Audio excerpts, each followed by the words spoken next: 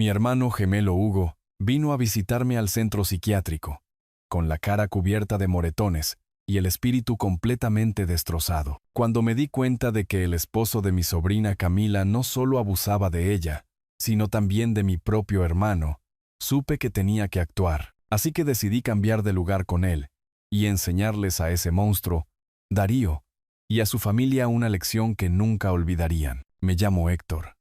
Y esta es la historia de cómo me convertí en el protector de mi hermano. Me pregunto cuántos padres y abuelos están escuchando esto ahora mismo.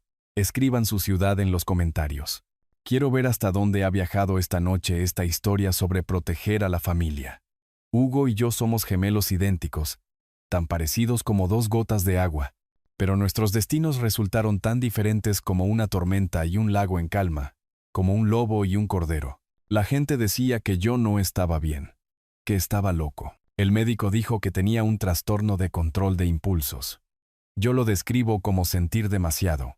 Siento todo 10 veces más intensamente que otras personas.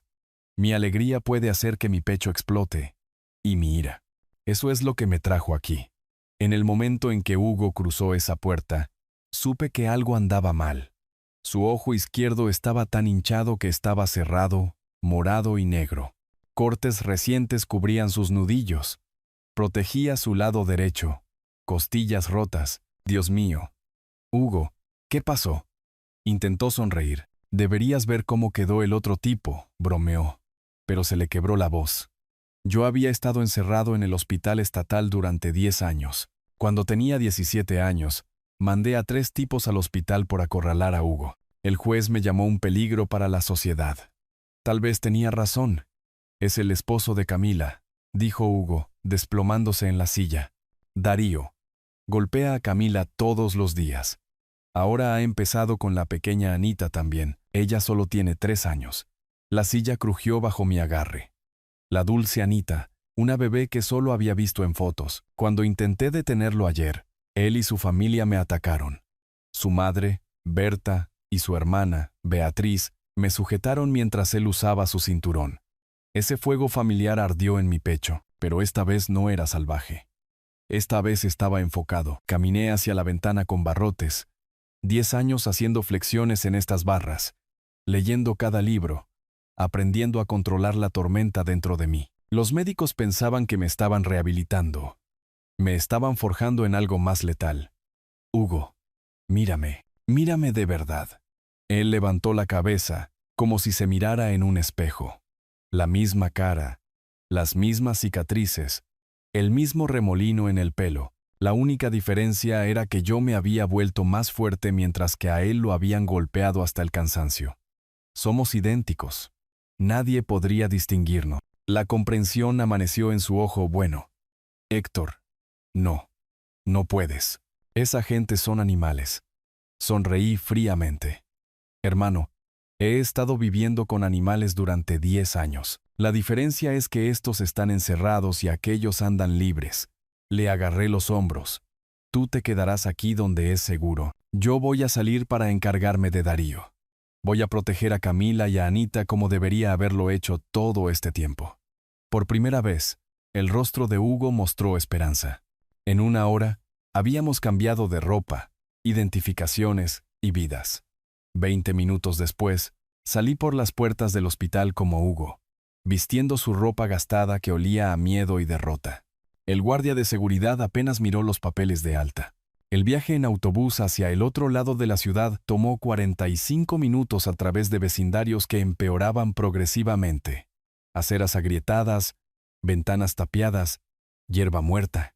Aquí era donde vivía mi hermano, donde mi sobrina estaba creciendo. El número 1247 era una casa azul descolorida con la pintura descascarada y un patio de tierra. El buzón colgaba torcido. Podía oler algo podrido desde la calle. La llave giró con un sonido chirriante. El olor me golpeó primero. Platos sin lavar. Cigarrillos rancios. Algo agrio. La sala de estar era un caos. Ropa tirada por todas partes. Botellas de cerveza vacías. Un televisor a todo volumen.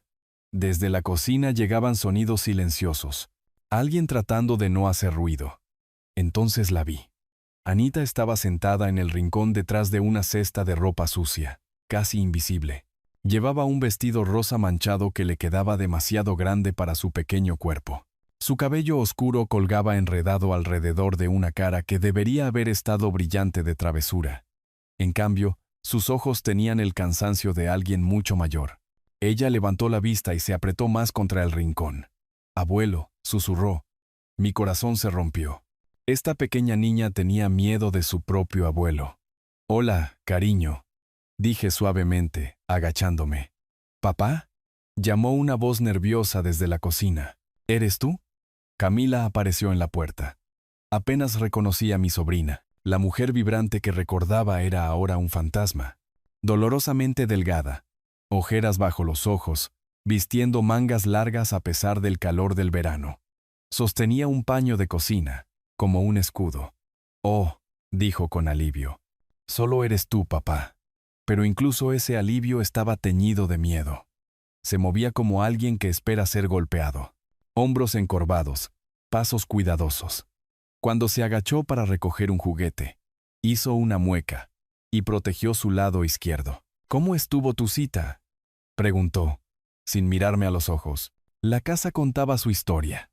Juguetes rotos en los rincones, marcas de rasguños en las paredes. Sin fotos, sin decoraciones, solo supervivencia. Camila volvió a la cocina, moviéndose como un ratón. Anita permaneció en su rincón con una muñeca sin cabeza, ambas existiendo en un miedo constante, esperando el próximo golpe. Estaba procesando esta pesadilla cuando unos pasos pesados retumbaron por el pasillo. «Vaya, vaya, vaya, miren lo que trajo el gato». Berta estaba parada en el pasillo como un buitre con una bata de caza floral, su cabello gris recogido en un moño apretado. Era una mujer corpulenta con ojos pequeños y malvados que barrieron la habitación con disgusto. «Ahí estás, pedazo de basura inútil», gruñó. «¿Dónde diablos has estado todo el día? ¿Sentado en la oficina de algún médico mientras mi hijo se rompe el lomo trabajando para mantener un techo sobre tu cabeza?» Camila se encogió y Anita se hizo más pequeña en su rincón. Ya habían escuchado esto antes. «Miren este basurero». Berta pateó una botella de cerveza vacía. «Con razón mi Darío llega a casa estresado». Beatriz salió de una habitación luciendo como una versión más joven y mala de su madre. Detrás de ella venía un niño regordete de 5 años con chocolate alrededor de la boca y una arrogancia de quien se cree con derecho a todo. «El tío Hugo ha vuelto», anunció Beatriz burlonamente. «Qué bien». El niño, Carlitos, inmediatamente se fijó en Anita. Marchó hacia ella y le arrebató su muñeca sin cabeza. «Esto es estúpido», declaró. «¿Por qué juegas con juguetes rotos? Tú también eres estúpida. Devuélvemelo», susurró Anita. «No. El que lo encuentra se lo queda». Lo lanzó contra la pared y luego empujó a Anita lo suficientemente fuerte como para derribarla. Camila corrió desde la cocina. «Carlitos, no». Se dejó caer junto a Anita, atrayendo a su hija a sus brazos. «Mi amor, ¿estás bien?». «Quítale las manos de encima», ladró Berta. «No te atrevas a mimar a esa mocosa». «Es mi hija», dijo Camila en voz baja, sosteniendo a Anita protectoramente. Beatriz dio un paso adelante y agarró el brazo de Camila, tirando de ella. «Tu hija necesita aprender a compartir». Él la lastimó. «Cállate». Beatriz empujó a Camila hacia atrás. «Tú no me dices cómo criar a mi hijo». Carlitos, envalentonado, echó el pie hacia atrás para patear a la llorosa Anita. Fue entonces cuando algo dentro de mí se rompió. Crucé la habitación antes de que alguien pudiera parpadear. Mi mano se cerró alrededor del tobillo de Carlitos en medio de la patada. «No», dije en voz baja. El niño trató de soltarse, pero mi agarre era de hierro. Sus ojos se abrieron de par en par por la sorpresa. «Suéltame», chilló. «Abuela mamá». Me mantuve firme. «No la tocas. No le quitas sus juguetes. No la empujas. ¿Entiendes?». Berta cargó hacia mí. «Suelta a mi nieto. ¿Cómo te atreves?». Solté a Carlitos y me puse de pie en toda mi altura. Berta tuvo que estirar el cuello hacia arriba, y algo en mis ojos la hizo retroceder. Su nieto necesita modales. No me digas cómo criar a mi familia. Ella fanfarroneó, pero su voz había perdido su veneno. No eres más que un mantenido. Di un paso adelante. Ella retrocedió 2. Las cosas van a cambiar por aquí. A partir de ahora. Beatriz agarró la mano de Carlitos. Vamos, bebé. Vamos a la habitación de la abuela. Pero quiero jugar. Hoy no, dijo Beatriz rápidamente. Sin quitarme los ojos de encima. Los 3 se retiraron por el pasillo, susurrando frenéticamente. Una puerta se cerró de golpe y se puso el seguro. Camila todavía estaba en el suelo, sosteniendo a Anita, mirándome con los ojos muy abiertos. Papá, ¿qué te ha pasado? Nunca te habías enfrentado a ellos antes. Me arrodillé junto a ambas. Tal vez ya era hora de que empezara. La casa cayó en un silencio incómodo por el resto de la tarde, pero sabía que esto era solo la calma antes de la tormenta. El rugido del motor de una motocicleta cortó el silencio de la medianoche como una motosierra a través de un vidrio. Había estado acostado despierto en la estrecha sala de estar, usando un sofá apolillado como cama, escuchando la respiración tranquila de Camila y Anita desde el dormitorio trasero. El sonido que había estado temiendo finalmente había llegado. Darío había llegado a casa. El motor chisporroteó y murió con una tos violenta, seguido por el estruendo de algo metálico golpeando el suelo. Probablemente la moto cayéndose. Pasos pesados e inestables tropezaron por el camino de entrada, acompañados por una serie de maldiciones arrastradas que harían sonrojar a un marinero. Maldita porquería de moto. Perdí de nuevo. Las malditas cartas estaban trucadas. Me senté lentamente, cada músculo de mi cuerpo enrollado como un resorte. Era el momento. Este era el monstruo que había estado aterrorizando a mi familia durante años, y estaba a punto de cruzar esa puerta, borracho, enojado y buscando a alguien a quien lastimar. La puerta principal explotó hacia adentro con un golpe que sacudió toda la casa. Darío llenó el marco de la puerta como una pesadilla hecha carne. Casi 2 metros de músculo convertido en grasa, vistiendo una camisa de trabajo manchada de grasa y jeans que apestaban a cerveza y cigarrillos. Su cara estaba roja por el alcohol, y sus pequeños ojos de cerdo barrieron la habitación con la inteligencia mezquina de un depredador. Camila, bramó lo suficientemente fuerte como para despertar a los muertos. ¿Dónde diablos estás? Tráeme agua. Ahora. Desde el dormitorio trasero llegó el sonido de susurros frenéticos y el gemido asustado de una niña. Anita se había despertado y tenía miedo. Dije, ahora. Darío pateó una silla, enviándola a estrellarse contra la pared. ¿Y qué hace este viejo bastardo durmiendo en mi sofá? Se enfocó en mí con el tipo de mirada que un hombre le da a algo que está a punto de pisar. En su estado de embriaguez, probablemente pensó que me acobardaría como siempre lo había hecho antes. Estaba a punto de aprender cuán equivocado estaba. «Levántate, viejo», gruñó, tambaleándose ligeramente sobre sus pies. «Si quieres vivir en mi casa, sigues mis reglas. Primera regla. Cuando llego a casa, tú desapareces». Me levanté lenta y deliberadamente. En toda mi altura, era solo unos centímetros más bajo que él. Pero 10 años de condicionamiento en prisión me habían tallado en algo más duro de lo que él jamás sería. «Tu casa», dije en voz baja. «Esta es la casa de Camila. Ella paga el alquiler». La cara de Darío se retorció de rabia. ¿Acabas de responderme?» Dio un paso tambaleante hacia adelante, levantando la mano. «Te enseñaré un poco de respeto, pedazo de basura inútil». La bofetada que lanzó fue salvaje, telegrafiada. El tipo de golpe descuidado que funciona con mujeres y niños asustados. Atrapé su muñeca en medio del aire, como si atrapara una pelota lenta. ¿Qué demonios? Los ojos de Darío se abrieron de par en par por la sorpresa. Trató de retirar su mano, pero bien podría haber estado atrapada en una trampa de acero. Apreté. No lo suficientemente fuerte como para romper nada todavía. Solo lo suficiente para llamar su atención. «Necesitamos hablar sobre las nuevas reglas por aquí. Suéltame». Trató de lanzar un puñetazo con su mano libre, pero atrapé esa muñeca también.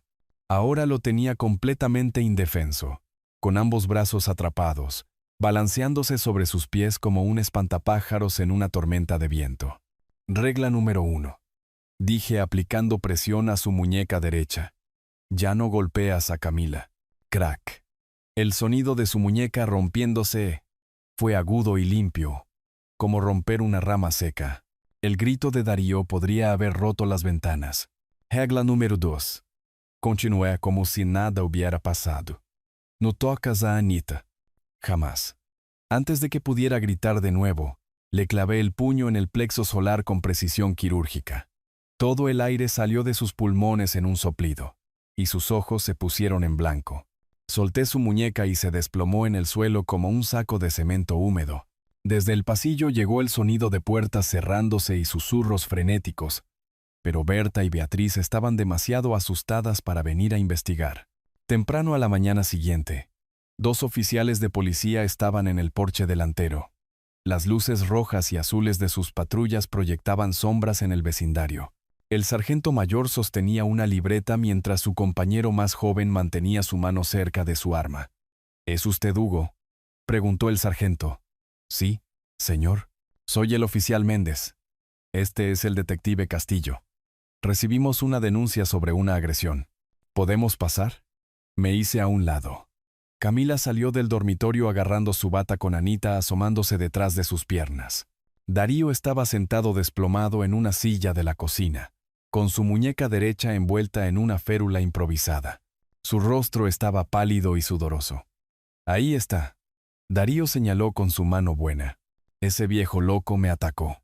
Me rompió la muñeca sin motivo. Quiero que lo arresten. El oficial Méndez nos miró a ambos. Señor, ¿puede decirnos su versión?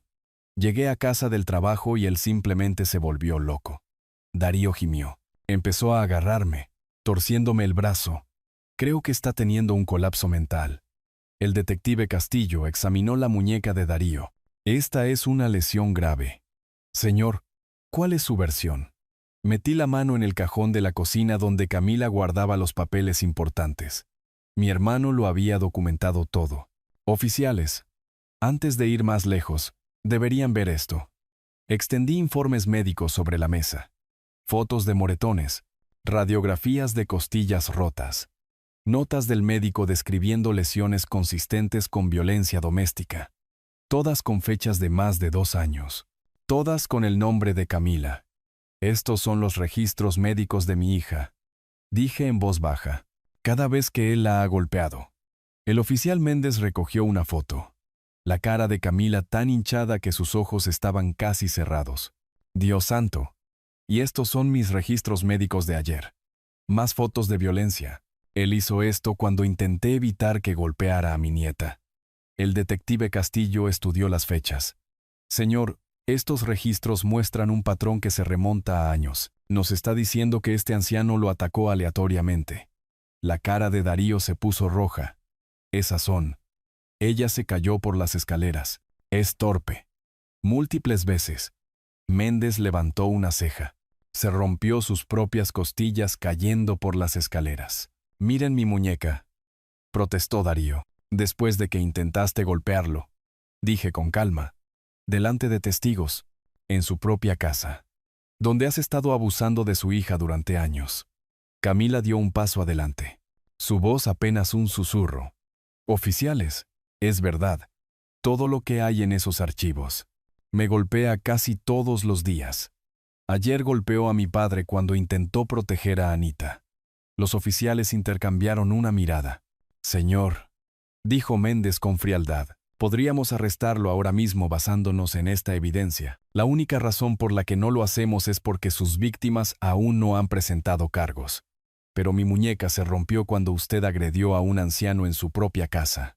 Castillo interrumpió. Tiene suerte de que no haya hecho algo peor. Esta es su única advertencia. Si nos vuelven a llamar, irá a la cárcel. Dejaron a Darío sosteniendo su muñeca rota, mirando los registros médicos que destruyeron su historia de víctima. Después de que la patrulla desapareció, la casa quedó en silencio, excepto por las conversaciones susurradas desde la habitación de Berta y Beatriz. Esa noche, pude escuchar a Berta y Beatriz susurrando frenéticamente en la cocina, planeando su próximo movimiento. A la hora de la cena, la familia había decidido aparentemente su estrategia. Berta salió de su habitación con una actitud casi alegre, mientras que Beatriz realmente logró lo que podría haber sido una sonrisa. Incluso Darío, a pesar de su muñeca rota, parecía más seguro de lo que había estado desde la visita de la policía. «Hugo», llamó Berta con una voz dulce como la miel que me puso la piel de gallina. «¿Por qué no te unes a nosotros para cenar esta noche? Hice tu favorita, sopa de pollo». Camila levantó la vista de donde estaba alimentando a Anita con sorpresa, parpadeando en su rostro. En todos los años que había vivido aquí, Berta nunca había invitado a su padre a comer con la familia. «Eso es muy amable de tu parte», respondí con cuidado, tomando asiento en la mesa de la cocina. El plato de sopa que Berta colocó frente a mí olía delicioso, pero algo en su expresión ansiosa activó todas las alarmas en mi cabeza. «Vamos, pruébala», instó, prácticamente rebotando sobre sus pies. «Le puse condimento extra solo para ti». Levanté la cuchara a mis labios, fingiendo tomar un sorbo.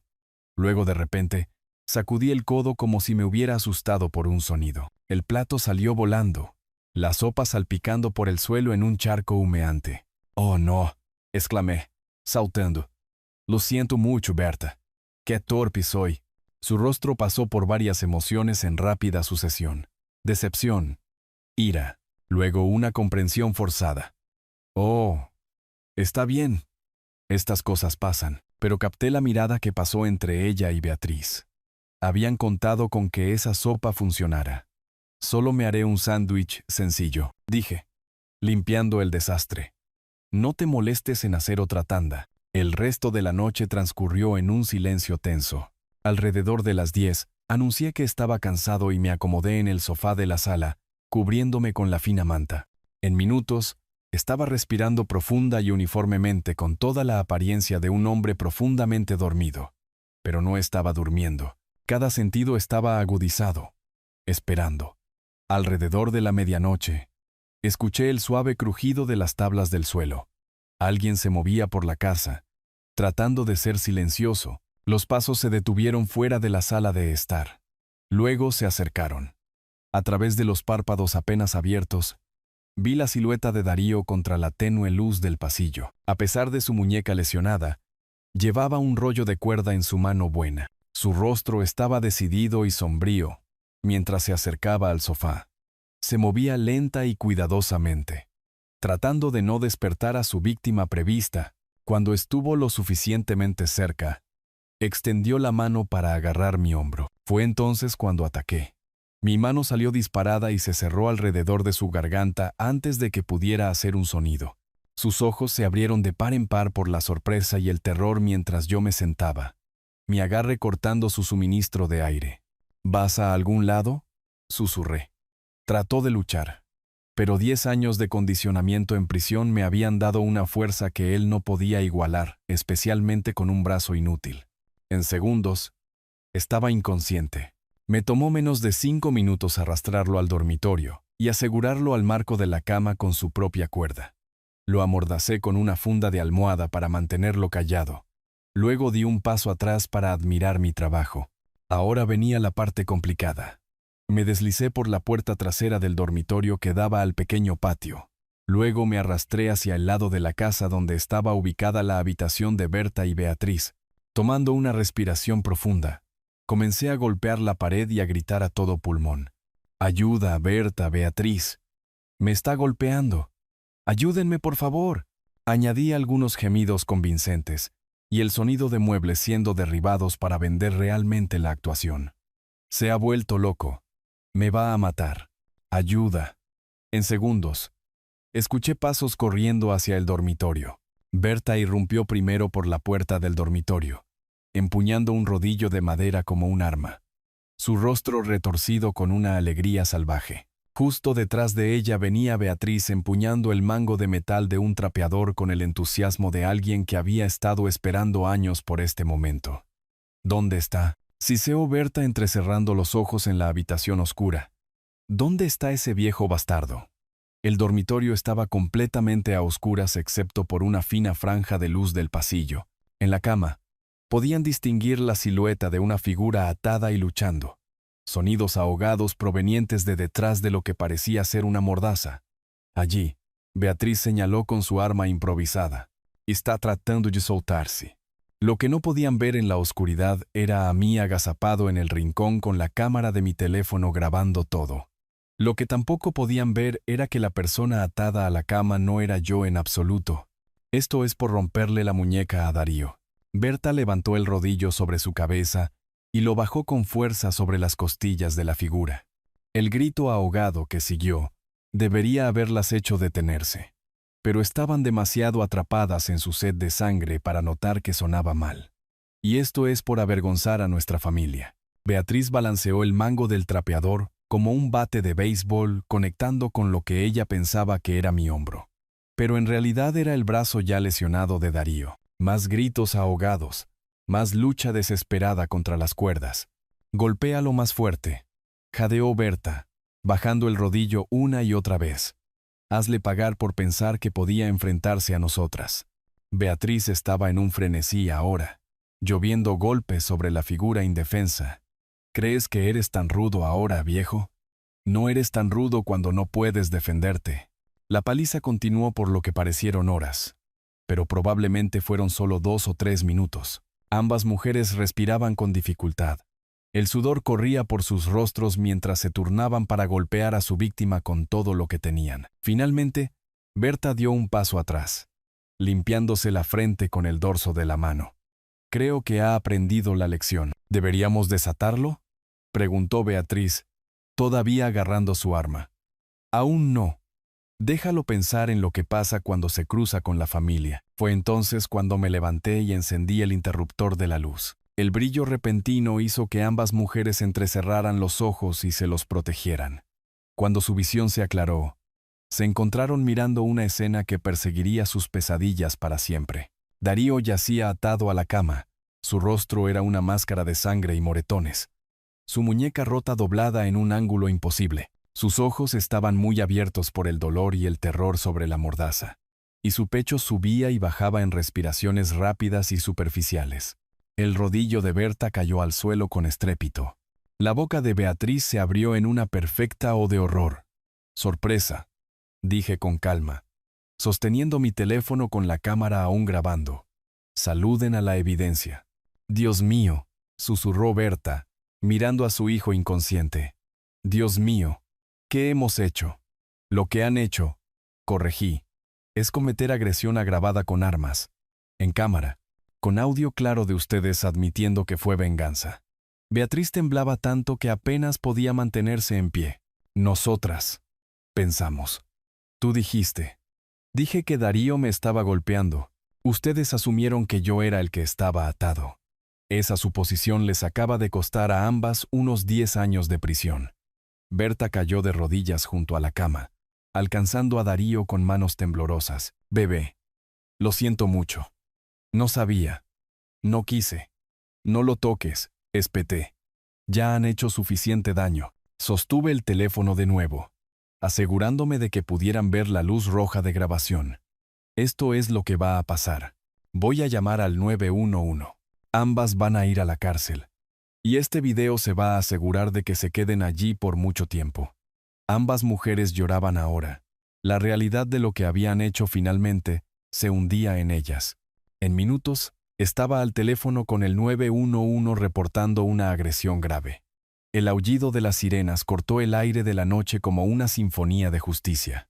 Luces rojas y azules pintaron el callejón estrecho en colores estroboscópicos, mientras 2 patrullas y una ambulancia se apretaban en el espacio reducido frente a la casa. El oficial Méndez fue el primero en entrar por la puerta, su mano descansando en su arma hasta que me vio parado tranquilamente en la sala de estar. El detective Castillo lo siguió de cerca, junto con 2 paramédicos empujando una camilla. «Señor Hugo, ¿cuál es la situación?» «La situación», dije sosteniendo mi teléfono, «es que tengo evidencia en video de agresión agravada con armas mortales». Los llevé al dormitorio donde Berta y Beatriz estaban acurrucadas en el rincón, todavía en estado de shock por lo que habían hecho.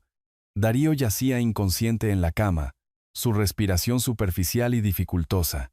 «Dios santo», murmuró uno de los paramédicos inmediatamente poniéndose a trabajar revisando los signos vitales de Darío. «Este tipo está en mal estado». múltiples contusiones, posible hemorragia interna. Y esta muñeca está completamente destrozada. El detective Castillo miró el rodillo manchado de sangre y el mango del trapeador en el suelo, luego a las dos mujeres. Señoras, están bajo arresto por agresión agravada. Pero pensamos. Berta comenzó a protestar. Señora, no me importa lo que pensaron. Golpearon a un hombre con armas mientras estaba atado a una cama. Eso es intento de homicidio en mi libro. El oficial Méndez ya les estaba leyendo sus derechos mientras les colocaba las esposas alrededor de las muñecas. Beatriz sollozaba incontrolablemente mientras Berta seguía mirando a su hijo inconsciente con horror. El video lo muestra todo. Le dije al detective Castillo, entregándole mi teléfono. Entraron con armas.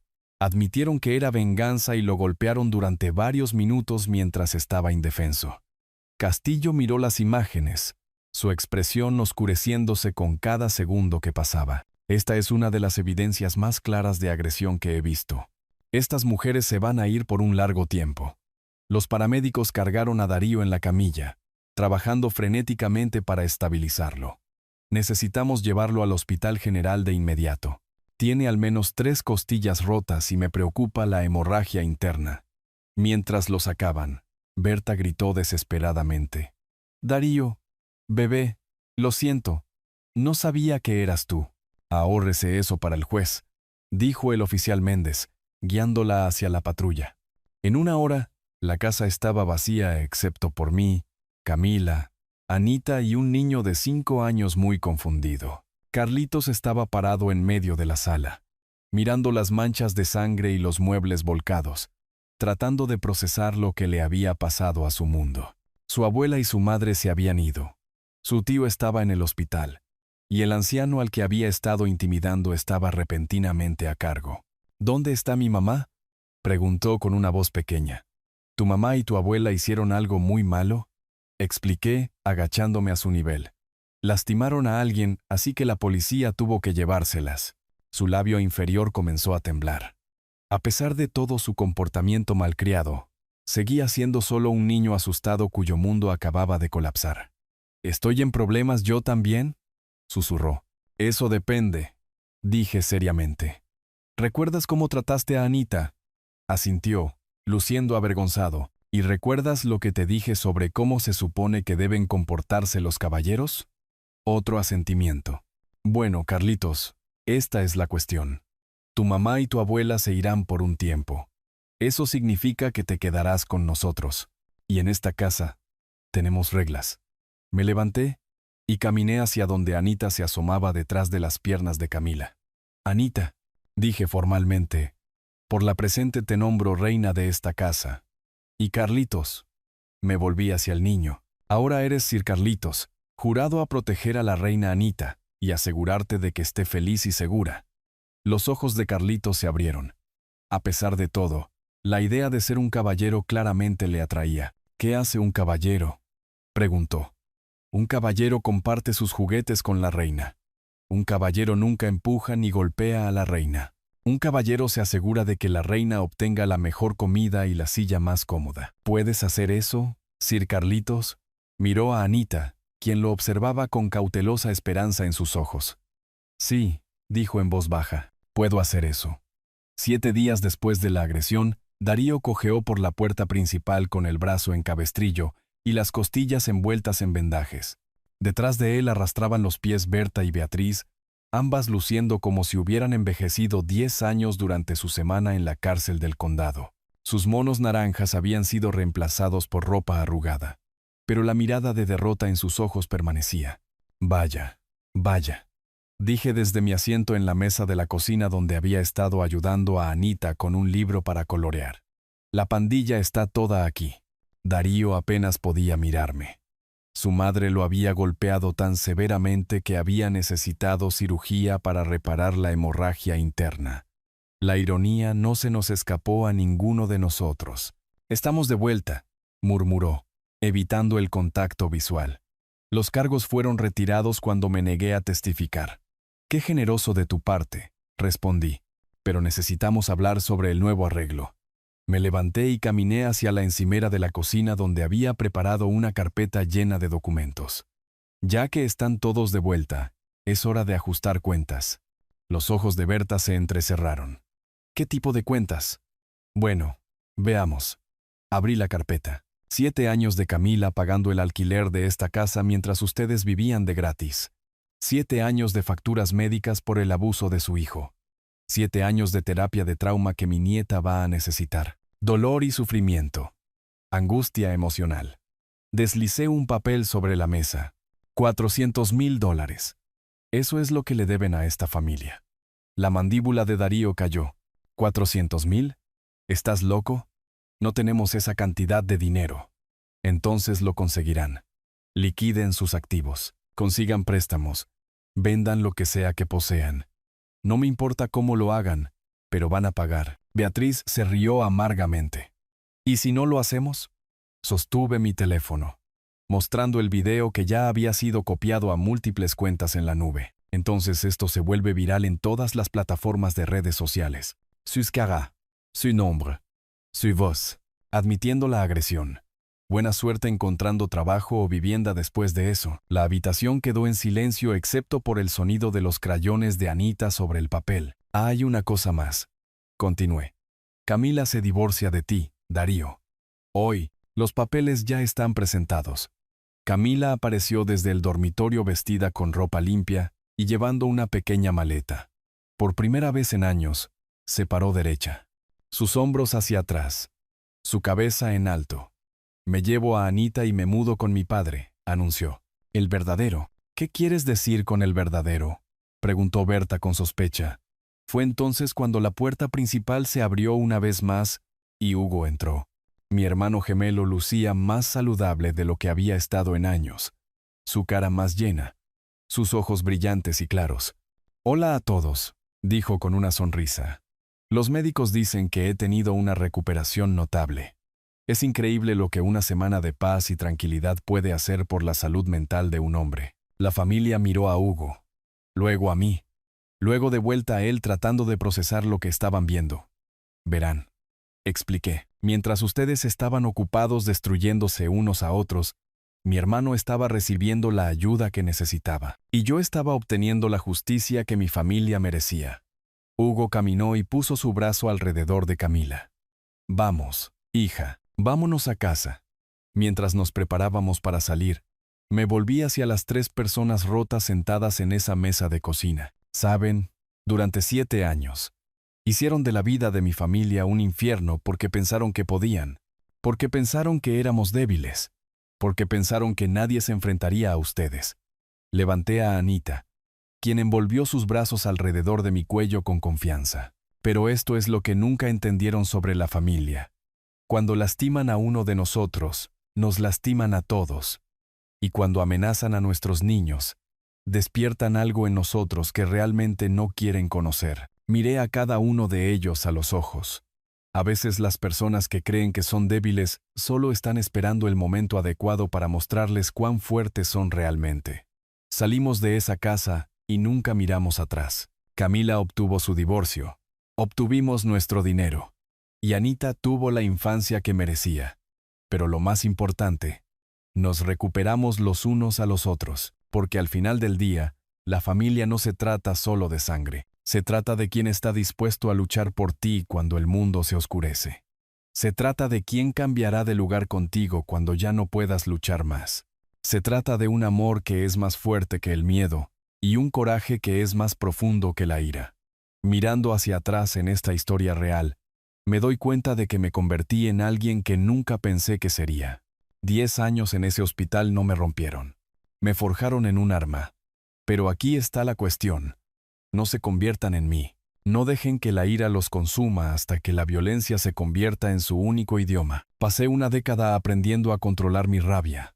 Pero la verdad es que debería haber aprendido a canalizarla de manera diferente. Dios nos dio fuerza, no solo para pelear, sino para proteger. La lección no es que necesitas romper huesos para defender a tu familia, es que necesitas levantarte antes de que llegue tan lejos. Estas historias de abuelos que nos contamos sobre ser demasiado viejos, demasiado débiles, demasiado cansados para hacer una diferencia, son mentiras. La edad no te hace impotente, te da sabiduría. La experiencia no te hace frágil, te hace peligroso para aquellos que se aprovechan de los inocentes. Mi consejo: no esperen hasta que su familia esté rota antes de actuar. No dejen que los acosadores los convenzan de que mantener la paz significa aceptar el abuso. Y nunca piensen que ser gentil significa ser débil. Esta historia real me enseñó que a veces el amor se parece a la furia. A veces proteger a tu familia significa convertirte en la tormenta que ellos temen. Pero Dios me ayude. Desearía haber encontrado otra manera. La verdadera lección de estas historias de abuelos no se trata de venganza. Se trata de reconocimiento. Reconozcan las señales temprano. Hablen más pronto. Busquen ayuda antes de que la situación explote, porque una vez que cruzas esa línea que yo crucé, no hay vuelta atrás al hombre que solía ser.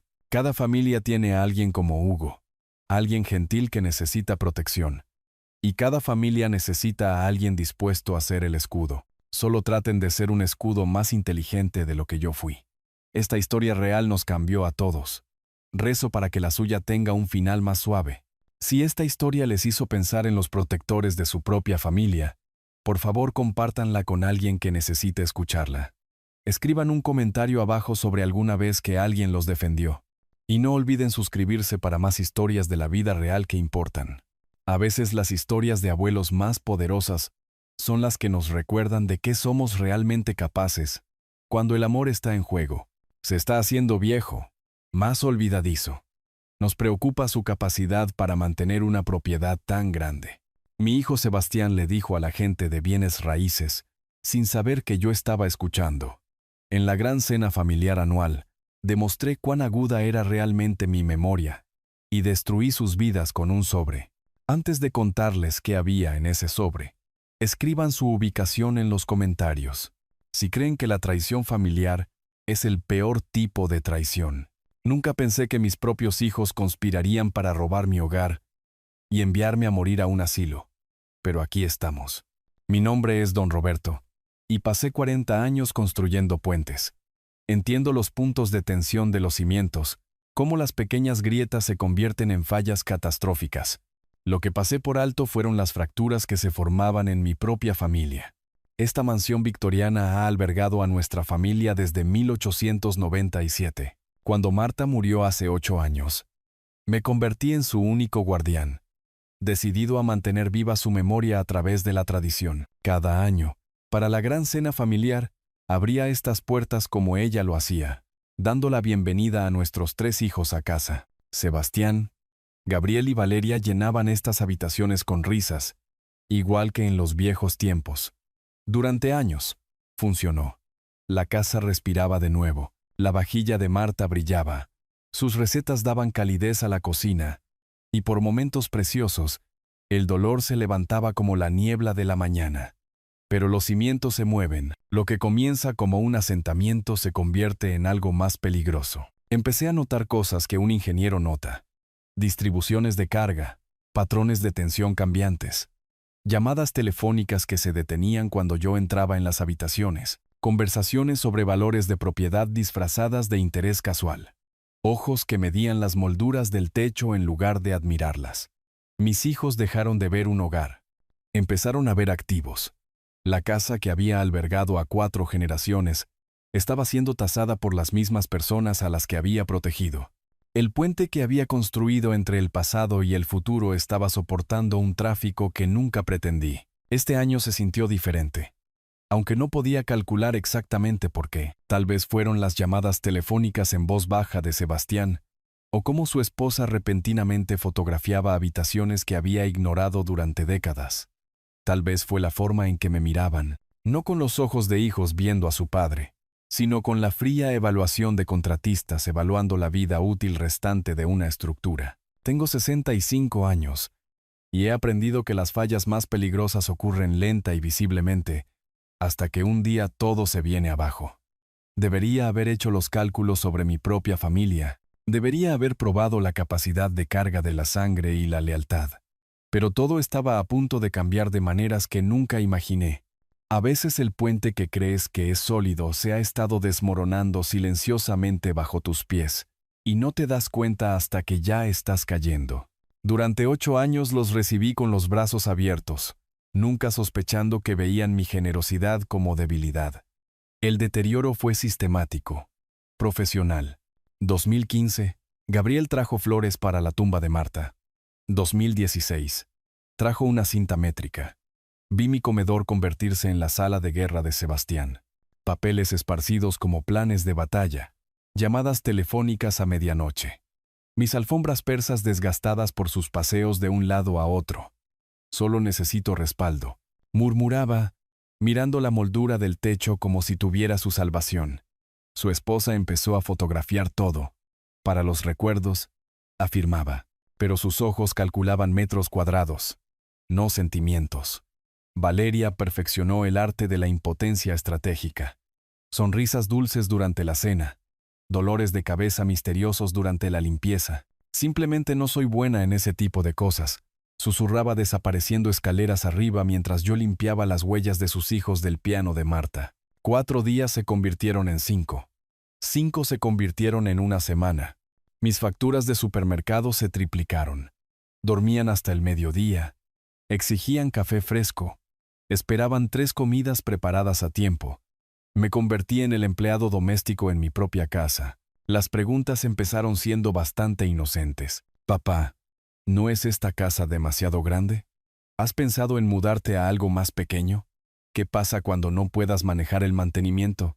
Pero sus ojos contaban historias diferentes. Sebastián probaba la estabilidad de la barandilla. Gabriel medía los marcos de las ventanas. Dejaron de preguntar sobre mi salud y comenzaron a evaluar mi longevidad. 2021 trajo contratistas, amigos que casualmente se especializaban en ventas de propiedades. 2022 trajo revistas inmobiliarias dejadas casualmente en mi mesa de café. Llegaban esperando servicio. Se iban esperando herencia. Cocinaba para 12. Limpiaba para 12. Era anfitrión para 12.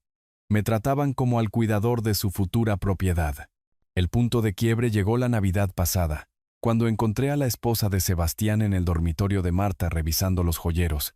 Solo admirando el gusto de mamá, dijo, pero la aplicación de tasación en su teléfono sugería lo contrario. Para el 2022, ya no estaba recibiendo a la familia. Estaba dirigiendo un hotel gratuito para extraños desagradecidos que resultaban compartir mi ADN. Algo estaba cambiando en la dinámica familiar, pero aún no podía verlo. Como la fatiga del metal, el daño estaba ocurriendo en lugares que no podía medir hasta el día en que toda la estructura fallaría catastróficamente. Simplemente no sabía que ya habían comenzado la demolición. La primera grieta en su fachada apareció en una sofocante tarde de agosto, cuando regresé de la ferretería antes de lo esperado. Esa dinámica cambiante que había sentido estaba a punto de revelarse de la manera más devastadora posible. Había ido a comprar burletes, el tipo de tarea de mantenimiento que evita que una casa de 126 años se desmorone. El calor era brutal incluso para finales de verano, y había acortado mis mandados cuando la humedad se volvió insoportable. La puerta principal se abrió silenciosamente. Algo de lo que siempre había estado orgulloso, esas bisagras bien engrasadas que Marta solía decir que me hacían sonar como un fantasma llegando a casa. Hoy, ese silencio me serviría de maneras que nunca imaginé. La voz de Sebastián flotaba desde mi estudio, confiada y profesional. Sí, es una victoriana de 1897 en el distrito histórico. Ubicación privilegiada, madera original en todas partes, valor actual de mercado. Fácilmente $2.800.000. Me congelé en el pasillo con la bolsa de compras aún en la mano. Se está haciendo viejo, más olvidadizo. Nos preocupa su capacidad para mantener una propiedad tan grande. El tono de Sebastián era clínico, distante, como si estuviera hablando de un edificio deteriorado, no de su padre. La voz en el otro extremo sonaba metálica a través del altavoz. Profesional. El momento del mercado es crucial. El otoño suele ser lo mejor para este grupo demográfico. Los compradores están pensando en establecerse antes de las fiestas. Mis piernas se sentían inestables. Me presioné contra la pared oculto por la curva de la escalera. Hemos investigado centros de vida asistida, continuó Sebastián. La residencia El Atardecer tiene excelentes críticas. Atención completa. Hermosos jardines. Estaría mucho más feliz allí. La voz de su esposa se unió a la conversación. ¿Cuándo pueden venir a una evaluación completa? Preferiríamos manejar esto antes de que se apegue demasiado a quedarse. Demasiado apegado a mi propia casa. La familia está de acuerdo en que es lo mejor para todos los involucrados, dijo Sebastián con la autoridad de alguien que nunca había preguntado qué quería yo. Retrocedí lentamente. Mi precisión de ingeniero fallándome por primera vez en décadas. Mis manos temblaban mientras dejaba la bolsa en la cocina. Los burletes esparcidos por la encimera de Marta. Como evidencia de mi propia obsolescencia, Sebastián estaba poniéndole precio a mi vida como si fuera una mercancía. No solo la casa, a mí, mi independencia, mis recuerdos, mis años restantes. Había calculado mi valor hasta el último dólar y me había encontrado prescindible. Esto no era una preocupación espontánea por un padre anciano. Esto era premeditación, planificación. Habían estado discutiendo mi futuro sin mí, tomando decisiones sobre dónde viviría, cómo moriría, qué pasaría con todo lo que Marta y yo habíamos construido juntos. La peor parte no fue la traición, fue la eficiencia casual de la misma. Sebastián discutía enviarme a la residencia el atardecer como si estuviera organizando el almacenamiento de muebles no deseados. En ese momento, entendí que mis hijos ya no visitaban a su padre. Estaban tasando su herencia, y yo era solo un obstáculo para la liquidación. Necesitaba saber qué tan profunda era esta traición, y si se trataba solo de codicia o de algo mucho peor. Elena se me acercó esa mañana de septiembre nerviosa, agarrando algo que lo cambiaría todo. Habían pasado 2 semanas desde que había escuchado la conversación inmobiliaria de Sebastián, y había estado estudiando a mis hijos como planos estructurales, buscando signos de daños más profundos. Debería haber sabido que Elena sería quien me mostraría qué tan lejos se habían agrietado ya los cimientos. Ella había sido parte de nuestra familia por más tiempo del que duran algunos matrimonios, llegando cada mañana con la eficiencia tranquila que Marta siempre había apreciado. Esta mañana, su calma habitual fue reemplazada por algo que nunca había visto antes. Miedo, don Roberto, dijo con la voz apenas por encima de un susurro. Hay algo que necesita ver. Me entregó una carpeta manila, sus manos temblando ligeramente. Encontré esto en el maletín de Sebastián cuando estaba limpiando la habitación de huéspedes ayer. No entendí lo que significaban, pero los documentos en el interior me helaron la sangre. Papeles de hipoteca, membrete oficial del banco. Mi nombre escrito cuidadosamente en la parte superior, pero la firma en la parte inferior pertenecía a otra persona completamente. Esa no es mi letra, dije, aunque ambos ya lo sabíamos. Agarré el teléfono y marqué al Banco Nacional. Mis manos más firmes de lo que tenían derecho a estar. Años de gestión de crisis en sitios de construcción me habían enseñado a funcionar incluso cuando todo se estaba desmoronando. ¿Ha habido algún tipo de error con mi hipoteca?, le dije al oficial de préstamos. No hay error, don Roberto. Su préstamo sobre el valor líquido de la vivienda fue aprobado hace 3 meses. $120,000. Su hijo Sebastián presentó todos los documentos de poder notarial adecuados. La habitación se inclinó. Nunca firmé ningún poder notarial. El silencio en el otro extremo se estiró como un cable bajo demasiada tensión. Señor, creo que necesita venir inmediatamente. La voz de Elena cortó mi conmoción. Don Roberto, hay más. Sacó su teléfono, mostrándome un bloc de notas donde había estado rastreando algo. Sebastián ha estado recibiendo llamadas de intercambios de criptomonedas, llamadas enojadas. Lo escuché llorando por teléfono con su esposa la semana pasada. Lo perdió todo, ¿verdad? Ella asintió. Cada centavo. Y ahora, ella señaló los papeles de la hipoteca. Llamé al banco de nuevo. ¿Qué pasa si este préstamo no se paga?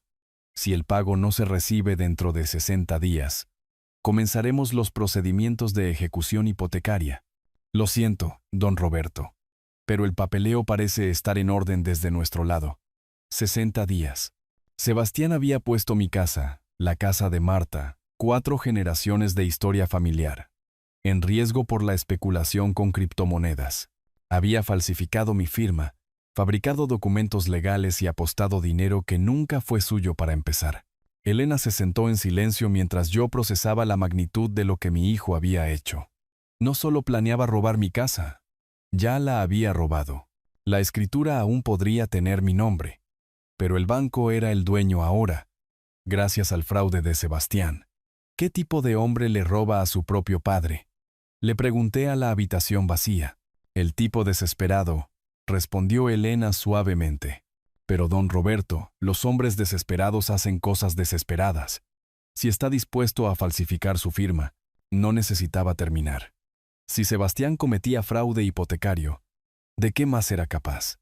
Mi hijo no solo había planeado robar mi casa, ya la había robado. Y ahora tenía 60 días para descubrir cómo salvar todo lo que Marta y yo habíamos construido, o verlo desaparecer, para pagar sus deudas de juego.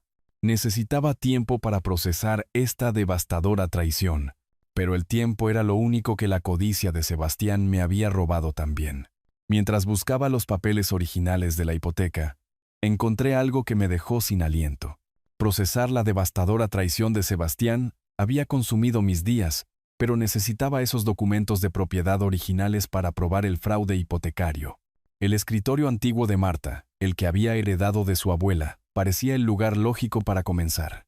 Había evitado ese escritorio durante 8 años. Demasiados recuerdos vivían en esos cajones. Demasiada de la esencia de Marta aún persistía en la cuidadosa organización de sus papeles. Pero la desesperación te hace valiente. Y la fecha límite de 60 días de Sebastián no dejaba lugar para el sentimentalismo. Los cajones principales contenían lo que esperaba: pólizas de seguro, registros de impuestos, el papeleo mundano de una vida bien vivida. Pero mientras buscaba más profundo, mis dedos encontraron algo inusual. Un compartimento oculto que nunca supe que existía. Dentro yacía un sobresellado, la letra de Marta inconfundible a través del papel color crema. Para abrir solo si nuestros hijos demuestran ser indignos de nuestro amor. Marta. Mis manos temblaban mientras rompía el sello. El testamento real de Marta fechado una semana antes de su muerte, escrito en su cuidadosa letra, con la precisión de alguien que sabía que el tiempo se estaba acabando. Mi queridísimo Roberto, comenzaba, si estás leyendo esto, entonces nuestros temores sobre los hijos se han hecho realidad. Los he visto cambiar estos últimos años, he visto la forma en que miran nuestra casa, a nosotros, si han olvidado los valores que les enseñamos. Si el amor ha sido reemplazado por la codicia, entonces todos nuestros activos deben ir a donde harán el mayor bien, a los niños que no tienen nada. El lenguaje legal era claro y vinculante. Si Roberto determina que nuestros hijos han olvidado que el amor sin respeto no es amor en absoluto, entonces todas las propiedades, inversiones y activos se transferirán inmediatamente a organizaciones benéficas para niños en el área. Marta lo sabía. De alguna manera, mi brillante esposa había visto venir este día y se había preparado para ello. Encontré más evidencia en sus archivos, correspondencia con hospitales infantiles, reuniones con abogados que nunca había conocido, conversaciones sobre el establecimiento de fideicomisos. El testamento que mis hijos me habían mostrado después de su funeral era una falsificación. Habían ocultado los verdaderos deseos de Marta y creado su propia versión. Una que garantizaba su herencia independientemente de su comportamiento. A la mañana siguiente conduje a la oficina del licenciado Jiménez en el centro. Él era la elección de Marta, no la mía. Un hombre cuya reputación de integridad era legendaria en los círculos legales de la ciudad. Necesito ejecutar los verdaderos deseos de mi difunta esposa, le dije colocando el testamento de Marta en su escritorio de caoba. Jiménez leyó cuidadosamente, su expresión volviéndose más seria con cada párrafo. Esto es inquebrantable, don Roberto. Su esposa fue muy minuciosa. Esa tarde me reuní con la fundación del hospital infantil. La directora de desarrollo, una mujer amable con ojos gentiles, sonrió con tristeza cuando me presenté. La señora Marta habló con nosotros varias veces antes de fallecer, dijo. Ella esperaba que nunca fuera necesario, pero quería que todo estuviera en su lugar por si acaso. Dijo que prefería ayudar a los niños que no tenían nada que recompensar a los hijos que lo habían olvidado todo. Octubre pasó volando en un borrón de preparativos legales. Cada documento tenía que ser perfecto, cada contingencia planeada.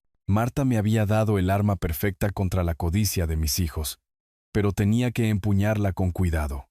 La ironía no se me escapaba. Mientras Sebastián falsificaba documentos para robarme, yo estaba preparando documentos para honrar los deseos más profundos de mi esposa. Mientras él destruía los cimientos de nuestra familia, yo estaba construyendo algo que perduraría más allá de todos nosotros. Marta me había dado la manera perfecta de honrar su memoria y enseñar a nuestros hijos la lección que desesperadamente necesitaban. Esta gran cena familiar sería diferente a cualquier otra en la historia de nuestra familia. El regalo final de Marta salvaría a nuestra familia, o terminaría lo que la codicia de Sebastián había comenzado. De cualquier manera, finalmente se haría justicia. La mañana de la cena se sintió como la calma antes de una tormenta que se había estado gestando durante 8 años. El comedor nunca había lucido más elegante. Elena se había superado a sí misma con la puesta de la mesa. La mejor vajilla de Marta brillaba bajo el candelabro de cristal, los centros de mesa de otoño dispuestos con precisión matemática, suficientes cubiertos para la familia que estaba a punto de implosionar. A diferencia de cualquier otra reunión en nuestra historia, esta terminaría con todo. Llegaron de muy buen humor riendo y bromeando mientras llenaban el vestíbulo con abrigos y conversación. Sebastián parecía particularmente jovial, prácticamente rebotando sobre sus talones mientras inspeccionaba las habitaciones. Papá finalmente ha entrado en razón sobre mudarse a algo más pequeño. Le susurró a su esposa lo suficientemente alto como para que yo lo oyera. Este lugar traerá una fortuna. Gabriela sintió con aprobación ante las últimas fotografías de las molduras que había tomado la esposa de Sebastián. El momento del mercado no podría ser mejor. Incluso Valeria parecía más ligera, como si un gran peso estuviera a punto de ser levantado de sus hombros. No tenían idea de que estaban entrando en su propio día del juicio. La cena transcurrió con normalidad, el pavo cortado con precisión, las guarniciones pasadas con cortesía practicada, la pequeña charla fluyendo como el vino. Elogiaron la cocina de Elena, admiraron las decoraciones de otoño, discutieron todo excepto a lo que realmente habían venido. Cuando terminamos el postre, me levanté lentamente, mi mente de ingeniero calculando el momento exacto para el máximo impacto. Antes de dar las gracias, dije con mi voz cortando su charla cómoda, necesitamos abordar algunas verdades. La habitación se quedó quieta. El tenedor de Sebastián se congeló a mitad de camino hacia su boca.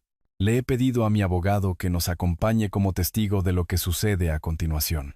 Hice un gesto al licenciado Jiménez, quien dio un paso adelante desde el pasillo donde había estado esperando.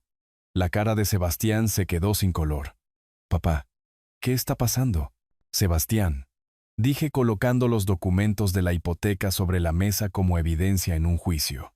¿Te gustaría explicar la hipoteca de $120,000 que falsificaste contra mi casa? El silencio era ensordecedor. La copa de vino de su esposa se resbaló de sus dedos, rompiéndose contra el plato de porcelana de Marta. Yo puedo explicarlo, tartamudeó Sebastián, pero su voz se quebró como un adolescente atrapado robando. Apostaste $120,000 de dinero robado en criptomonedas. Continué con mi voz firme como la roca madre. Dinero que obtuviste falsificando mi firma y fabricando documentos de poder notarial. Gabriel se puso de pie de un salto. Yo no tenía conocimiento de esto. Soy un funcionario de la corte. Sebastián, me prometiste que se lo dirías. Siseó su esposa con lágrimas corriendo por su rostro. Pero yo no había terminado. Hay algo más que deben saber, dije sacando el sobresellado de Marta. El verdadero testamento de su madre. Leí las palabras de Marta en voz alta, su voz pareciendo llenar la habitación desde más allá de la tumba. El amor sin respeto no es amor en absoluto. Si nuestros hijos han olvidado los valores que les enseñamos, todos los activos irán a organizaciones benéficas para niños. El sollozo de Valeria rompió el silencio. Nunca vimos este testamento. Porque lo escondieron, respondí, y falsificaron uno falso, tal como Sebastián falsificó los papeles de la hipoteca. La representante de la caridad dio un paso adelante como lo había arreglado. Siguiendo los deseos de Marta en mi propia conciencia, estoy donando esta casa y todo mi patrimonio a la fundación del hospital infantil. Las palabras los golpearon como un golpe físico. La esposa de Sebastián se agarró el pecho. El esposo de Valeria agarró la mesa para apoyarse. Sebastián parecía que iba a vomitar. Y Sebastián, agregué encontrando sus ojos aterrorizados. El FBI estará muy interesado en tu fraude hipotecario. El licenciado Jiménez ya ha hecho la llamada. El momento de completo silencio que siguió fue diferente a cualquier cosa que hubiera experimentado. Era el sonido de una familia destruyéndose a sí misma por la codicia, finalmente encontrando las consecuencias de la sabiduría de Marta, probándose a sí misma desde más allá de la tumba. El silencio que siguió fue ensordecedor. No solo tranquilo, sino la completa ausencia de todo lo que una vez nos había hecho una familia. La explosión que siguió no fue solo ira, fue puro pánico desesperado. Ese silencio ensordecedor se rompió como vidrio cuando todo el peso de su situación los golpeó. Esto ya no era un desacuerdo familiar. Esto era la ruina financiera, cargos criminales y la destrucción completa de todo con lo que habían contado. Sebastián fue el primero en quebrarse. Papá, puedo explicarlo. Iba a decírtelo. Su voz se agudizaba con cada palabra como un hombre ahogándose en sus propias mentiras. Necesitábamos el dinero. Su esposa gritó, su compostura completamente perdida. El negocio de Sebastián estaba fracasando. Teníamos acreedores llamando todos los días. Pero Gabriel, siempre el abogado, inmediatamente entró en modo de autopreservación. No sabía nada sobre fraude hipotecario. Soy un funcionario de la corte. Podrían inhabilitarme. La cara de la esposa de Sebastián se retorció de rabia. Esto es una locura. No puedes simplemente regalar la herencia de nuestros hijos. Tenemos derechos. Papá, por favor. Valeria se disolvió en lágrimas, su fachada gentil desmoronándose. Nunca quisimos lastimarte. Solo estábamos preocupados de que estuvieras solo en esta casa grande. Su esposo intentó actuar como pacificador. Su voz temblaba. Tal vez deberíamos cancelar esto, hablar en privado, resolver algo. Pero permanecí perfectamente tranquilo, la fuerza de Marta fluyendo a través de mí como refuerzo de acero. En concreto, su madre predijo este momento exacto.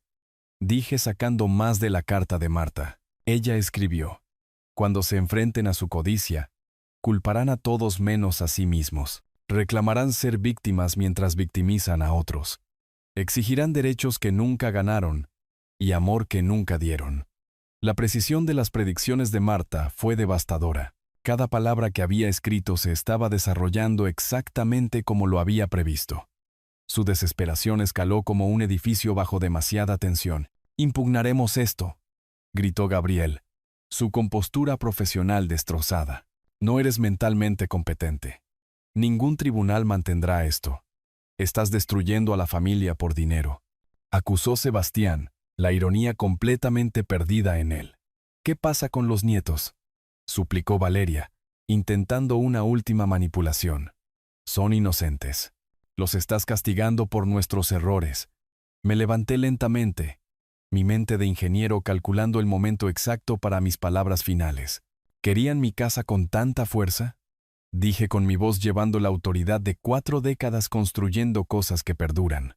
Olvidaron que yo todavía vivía en ella. La habitación quedó en silencio de nuevo, pero esta vez fue el silencio de la derrota, no del shock. «Largo», dije en voz baja, «todos ustedes. Y no vuelvan hasta que recuerden lo que realmente significa la familia». El licenciado Jiménez dio un paso adelante. Su presencia un recordatorio de que esto no era solo drama familiar. Era un asunto legal. «El FBI querrá entrevistar a Sebastián dentro de la semana», dijo con naturalidad. Fue entonces cuando el verdadero pánico se instaló. La cara de Sebastián se puso gris. Su esposa comenzó a hiperventilar. Incluso Gabriel parecía aterrorizado, dándose cuenta de que los crímenes de su hermano podrían salpicar su carrera legal. Se fueron en etapas, como un edificio colapsando piso por piso. Sebastián salió tropezando primero, su esposa sosteniendo su cuerpo tembloroso, ambos destruidos por el peso de las consecuencias criminales. Gabriel trató de mantener algo de dignidad, pero su amenaza de despedida cayó plana. «Esto no ha terminado, papá. Pelearemos esto». Valeria fue la última en irse, lágrimas corriendo por su rostro. Te amo, papi, susurró. Pero incluso eso se sintió calculado ahora. Mientras los veía alejarse, el auto de Sebastián zigzagueando ligeramente, los neumáticos de Gabriel chirriando, las luces de freno de Valeria desapareciendo en el crepúsculo, me pregunté si acababa de salvar a mi familia o destruirla para siempre. Elena apareció a mi lado, su presencia leal, firme como siempre. Hizo lo que la señora Marta hubiera querido, dijo suavemente. Solo el tiempo diría si había tomado la decisión correcta, pero por primera vez en años, sentí que finalmente estaba construyendo algo en lugar de verlo desmoronarse. 12 meses viajando por el mundo me habían dado perspectiva, pero volver a casa se sintió como entrar en una vida completamente diferente. La casa lucía exactamente como la había dejado, mantenida con el mismo cuidado que Elena siempre había mostrado, pero ahora bajo la gentil administración de la Fundación del Hospital Infantil, habían honrado su promesa. Podía vivir aquí como cuidador todo el tiempo que necesitara, atendiendo el lugar que había formado a 4 generaciones de nuestra familia. Si había tomado la decisión correcta, sería respondido por las 3 llamadas telefónicas separadas que había recibido durante mi última semana en Escocia. Valeria vino primero, llegando en una tarde fresca de noviembre sin nada de la fragilidad indefensa que recordaba. Caminaba diferente ahora, hombros hacia atrás, ojos directos como alguien que finalmente había aprendido a llevar su propio peso. Me divorcié, dijo sin preámbulos, acomodándose en la silla favorita de Marta. Finalmente me defendí como me enseñaste en esa cena. Me contó sobre su nuevo trabajo enseñando en una escuela del centro de la ciudad, trabajando con niños que no tenían nada pero aún así lograban sonreír.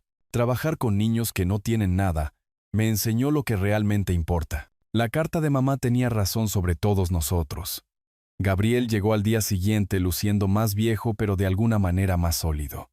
La arrogancia se había ido, reemplazada por humildad. Perdí varios clientes importantes. Mi esposa solicitó la separación. Pasé un año en terapia, papá, aprendiendo que mi valor no es mi riqueza. Su voz se quebró ligeramente. Los nietos preguntan por ti constantemente. Quiero ganarme de nuevo el derecho a ser tu hijo. Sebastián vino último, llegando solo en una camioneta destartalada. Su transformación fue la más dramática de todas. Había perdido mucho peso, su rostro curtido por el trabajo honesto y las consecuencias honestas. Papá, serví 6 meses en seguridad mínima. Prisión federal, fue lo mejor que me ha pasado. Se sentó pesadamente en la silla donde una vez había planeado mi futuro. El primer mes estaba enojado con todos menos conmigo mismo. Te culpé a ti por ser irrazonable. Culpé a mi esposa por no apoyarme. Culpé al sistema por ser injusto. Luego mi compañero de celda, un anciano llamado Francisco, que había malversado fondos de su iglesia, me hizo una pregunta simple. ¿Qué construiste, hijo? Le conté sobre mis negocios fallidos, mis esquemas, mis planes. Él solo sacudió la cabeza. La voz de Sebastián se volvió silenciosa. Francisco dijo, pregunté qué construiste, no qué tomaste. En mis años nunca construí nada que perdurara. Solo tomé de personas que confiaban en mí. Esa noche no pude dormir.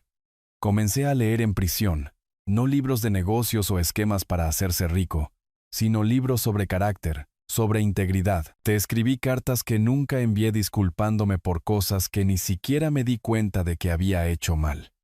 El detalle de trabajo era servicio de cocina. 6 de la mañana a 6 de la tarde lavando platos, trapeando pisos, sirviendo comida a hombres que habían cometido los mismos errores que yo. Mis manos sangraron la primera semana. Nunca había hecho trabajo real antes. Mi esposa me visitó una vez en el 3er mes. Me miró a través de esa división de vidrio y dijo, ya no sé quién eres. Le dije que finalmente me estoy convirtiendo en quien debería haber sido todo el tiempo. Ella nunca regresó. Sebastián me mostró sus manos. Encallecidas, marcadas, honestas. Estoy trabajando en construcción ahora. Papá, 40 horas a la semana de trabajo real construyendo cosas en lugar de derribarlas. Estoy pagando cada centavo, incluso si me toma 20 años. Nunca te agradecí por no presentar cargos adicionales. El fiscal dijo que podrías haberme enviado lejos por 5 años, pero elegiste la misericordia sobre la justicia. Su voz tembló. Olvidé todo lo que tú y mamá me enseñaron sobre ganarse las cosas en lugar de tomarlas. La prisión me enseñó la diferencia. Por primera vez en años, vi a mis hijos, no su codicia, no sus esquemas, solo las personas que había criado antes de que la riqueza y las expectativas los corrompieran. Tal vez era hora de ver si el plan de Marta había funcionado, si la redención ganada a través del sufrimiento podía reconstruir lo que la traición había destruido. Esta gran cena familiar se sintió diferente, no por la casa o el dinero, sino por las personas sentadas alrededor de la mesa de Marta. El plan de Marta había funcionado de maneras que yo apenas comenzaba a entender. El comedor lucía exactamente igual. Elena había mantenido cada detalle con amorosa precisión, pero la energía estaba completamente transformada. En lugar de 12 cubiertos para personas que se sentían con derecho a estar allí, teníamos 8 para personas que entendían el significado de la gratitud. Sebastián llegó primero llevando un pastel de calabaza casero que se veía ligeramente torcido pero olía a cielo. Aprendí a cocinar en prisión, dijo con una sonrisa tímida que me recordó al niño que una vez había sido. Francisco me enseñó la receta de su abuela. Dijo que un hombre que no puede alimentarse a sí mismo tampoco puede alimentar a su familia. Gabriel vino después con sus hijos, pero estos no eran los niños malcriados y destructivos que recordaba. Tomás sostuvo la puerta para su hermana Emma, y ambos pidieron permiso antes de sentarse. Papá dice que actuábamos malcriados antes, dijo Tomás seriamente. Queremos ganar nuestra mesada ahora, abuelo. Emma asintió con seriedad. Y aprendimos a decir gracias de verdad, no solo porque los adultos nos obligan. Valeria fue la última en llegar, pero se movió por la casa con propósito, comenzando inmediatamente a organizar los platos para servir y coordinar con Elena. Ya no soy la niña indefensa, dijo atándose uno de los viejos delantales de Marta. La prisión le enseñó a Sebastián a cocinar. El divorcio me enseñó a cuidarme a mí misma. Mientras nos sentábamos a cenar, noté algo notable. Todos estaban ayudando. Sebastián cortó el pavo con la cuidadosa precisión de alguien que había aprendido a valorar cada recurso. Gabriel sirvió vino, pero controló su propio consumo. Valeria se aseguró de que todos tuvieran lo que necesitaban antes de sentarse ella misma. La conversación también fue diferente. En lugar de cortesías superficiales, hicieron preguntas reales. Sobre mis viajes. Sí, pero también sobre mi salud, mi soledad durante el año fuera, mis esperanzas para el futuro. Cuéntanos sobre Escocia, papá, dijo Gabriel. ¿Cuál fue tu parte favorita? La gente, respondí honestamente. Donde quiera que fui. Conocí familias que habían pasado por tiempos difíciles pero se mantuvieron unidas. Me hizo darme cuenta de algo importante. Me levanté sintiendo la presencia de Marta tan fuertemente como si estuviera parada a mi lado. La caridad ha acordado dejar que la familia vuelva a comprar la casa, anuncié. Pero solo si pueden probar que entienden su valor real. Sus rostros mostraron esperanza, pero no la codicia desesperada que había visto antes. No se trata del dinero, continué. Se trata de los recuerdos que hacemos aquí, los valores que transmitimos, el amor que elegimos dar y recibir. Saqué la página final de la carta de Marta, la que había guardado para este momento. Su madre escribió: la verdadera herencia no es dinero, es carácter. El mayor regalo que los padres pueden dar es enseñar a los hijos su propio valor y la comprensión de que el amor debe ganarse y mantenerse. Sebastián se secó los ojos. Olvidamos eso, ¿verdad? Por un tiempo, admití. Pero olvidar no es permanente si estás dispuesto a recordar. Elena apareció en la puerta observando a nuestra familia con la expresión satisfecha de alguien que había presenciado un pequeño milagro. La señora Marta estaría orgullosa, dijo suavemente. Mientras limpiábamos juntos, realmente juntos con todos contribuyendo, sentí algo que no había experimentado en años. Paz. No perdí a mi familia en esa cena hace 2 años. Los encontré. A veces amar significa dejar caer a las personas para que puedan aprender a levantarse. A veces la mayor amabilidad es negarse a permitir la debilidad. La mayor herencia que podía dejarles no era esta casa ni ninguna cantidad de dinero. Era el conocimiento de su propio valor y la comprensión de que el amor real, debe ganarse, mantenerse y nunca darse por sentado. Marta había tenido razón en todo, incluso desde más allá de la tumba, especialmente desde más allá de la tumba. Mirando hacia atrás en este viaje, me doy cuenta de que cometí un error crucial que casi me cuesta todo lo que apreciaba. Esperé demasiado para establecer límites con mis hijos. Durante 8 años confundí permitir con amar, confundiendo su comodidad con mi éxito como padre. No sean como yo. No esperen hasta que su familia trate su generosidad como debilidad antes de actuar. El amor sin respeto no es amor en absoluto. Es una transacción que llevará a la bancarrota a su alma. La lección más difícil que aprendí es que a veces lo más amoroso que puedes hacer es dejar que las personas enfrenten las consecuencias de sus elecciones. Cuando descubrí la traición de mis hijos, sentí que Dios estaba probando mi fe en los mismos valores que Marta y yo habíamos tratado de inculcar. Pero Dios tiene una forma de trabajar a través de nuestros momentos más oscuros. ¿No es así? El testamento oculto de Marta no fue solo preparación legal, fue sabiduría divina. Ella entendió que la verdadera herencia no es dinero o propiedad, sino carácter e integridad. Estas historias de abuelos que nos contamos sobre la lealtad familiar pueden volverse peligrosas cuando nos impiden exigir un respeto básico. Esta historia real me enseñó que los límites no son muros, son puentes hacia relaciones más saludables. Cuando mis hijos tocaron fondo, finalmente miraron hacia arriba. El tiempo de Sebastián en prisión, la terapia de Gabriel, la nueva independencia de Valeria. Estos no fueron castigos, fueron la forma de Dios de redirigir sus caminos. Las historias de abuelos más poderosas no se tratan de malcriar a los nietos o mantener la paz a cualquier costo. Se tratan de enseñar a la próxima generación que el amor debe ganarse y mantenerse. Cada historia real de lucha familiar tiene el potencial de redención si somos lo suficientemente valientes para exigir algo mejor. Mientras termino de compartir estas historias, estoy agradecido por cada momento doloroso. Esta historia real del colapso y la reconstrucción de nuestra familia prueba que nunca es demasiado tarde para elegir el respeto sobre la comodidad. A veces el amor significa decir no. A veces el mayor regalo que puedes dar a tus hijos es dejarlos caer para que puedan aprender a levantarse. Si mi historia resuena con su corazón, por favor compartan sus propias experiencias en los comentarios abajo. ¿Alguna vez han tenido que elegir entre mantener la paz y exigir respeto en su familia? Compartan esta historia con alguien que pueda necesitar escucharla. Y no olviden suscribirse a nuestro canal para más historias de la vida real que nos recuerdan lo que realmente importa en este mundo.